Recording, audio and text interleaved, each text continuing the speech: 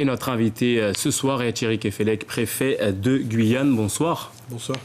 Alors, le couvre-feu est ramené à 19h. Beaucoup s'étonnent de cette annonce au regard de la légère hausse, puisqu'il y a cette hausse du nombre de cas Covid. Est-ce que 19h, ce n'est pas exagéré? Certains le pensent.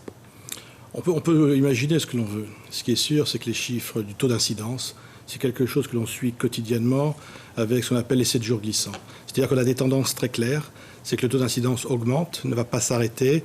Et si on n'intervient pas avant, on va être dans la réaction. Actuellement, on a opéré dans l'idée d'avoir une stratégie offensive, pas défensive, de ne pas dire c'est intenable, donc on prend des décisions. On prend des décisions bien avant afin d'amortir tout choc. On sait qu'on tend vers une augmentation et en limitant les contacts sociaux. C'est là où on va pouvoir agir et on évitera évidemment tout type d'embolisation de l'hôpital. Le député Gabriel Serville, en tout cas, se pose la question de l'efficacité de cette mesure sur la situation sanitaire. Est-ce que cette mesure, à votre avis, puisque ramenée à 19h, on a déjà eu cette situation et on était dans des situations similaires où il y avait donc un nombre de cas aussi bas qu'aujourd'hui, même s'il y a donc cette augmentation, est-ce que c'est réellement efficace de ramener ce couvre-feu à 19h à l'issue de cette période d'évaluation que vous allez mener? Ce n'est pas l'efficacité du couvre-feu qui est en jeu. C'est de maîtriser l'ensemble des contacts sociaux. Est-ce qu'on ne pouvait pas faire autrement? S'il y a d'autres idées, en tout cas, je suis entouré d'experts. Ce matin, nous avons eu les grands élus de la Guyane. M. Serville, député, était présent. On a pu échanger. Il avait une position sur laquelle nous avons pu la roder par rapport à des différentes expertises. Les expertises, c'est les gestes barrières, c'est l'absence de contact. C'est aussi faire attention dans l'intrafamilial comme dans les rencontres extérieures. Mais il y a des conséquences, Thierry Kefelec. Les associations, par exemple, tirent la sonnette d'alarme. 11 mois de couvre-feu. Celui-ci, donc, à 19h, ne permet pas de mettre en place, par exemple, des activités. Qu'allez-vous proposer à ces jeunes, à ces moins jeunes qui, une fois le travail ou l'école terminée, auront besoin de souffler? Qu'allez-vous leur proposer? Que proposer aujourd'hui avec ce couvre-feu, puisqu'on ne peut pratiquement rien faire? On peut pratiquement rien faire, oui et non. Vous voyez bien en métropole actuellement, c'est un couvre-feu à 18h qui reprend à 6h du matin. En étudiant bien l'activité de chaque Guyanais et Guyanaise, on sait bien que 18h aurait été beaucoup trop tôt.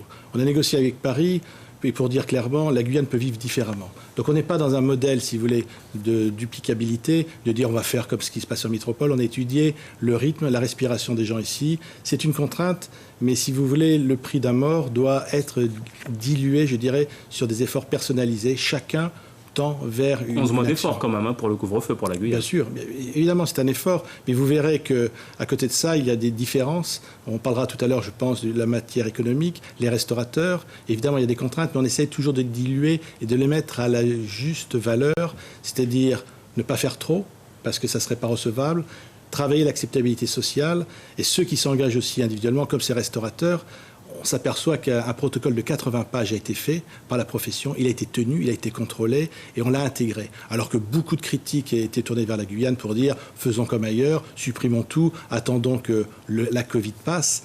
Elle ne passera pas aussi facilement, même si la vaccination est en point de mire pour nous, une sorte de libération. Il faut bien se préparer. N'arrivons pas avec des salles de réanimation totalement pleines alors qu'on a un autre effort médical à faire, celui de la vaccination. C'est-à-dire qu'on tend vers, c'est tous ensemble.